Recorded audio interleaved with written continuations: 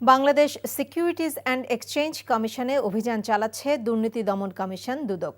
সকালে বিএসইসিতে আসে দুদকের 4 সদস্যের একটি আভিযানিক দল। তারা প্রথমে প্রতিষ্ঠানটির চেয়ারম্যান খন্দকার রাশেদ মাকসুদের সাথে কথা বলে। এ সময় তারা প্রতিষ্ঠানটির সার্ভেলেন্স রুম পরিদর্শন করে, বিভিন্ন ক্ষেত্রে অনিয়ম ও দুর্নীতির অভিযোগের বিষয়ে নথিপত্র সংগ্রহ করে। এর আগে 2 মার্চ দুদকের টিম এই কার্যালয়ের নথিপত্র জব্দ করে।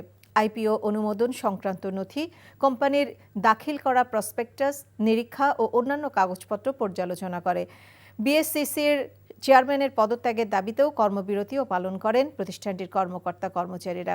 এমন পরিস্থিতিতে অভিযান চালাচ্ছে দুদক। এই ঈদে জামা জুতো অ্যাক্সেসরিজের ডিসকাউন্ট।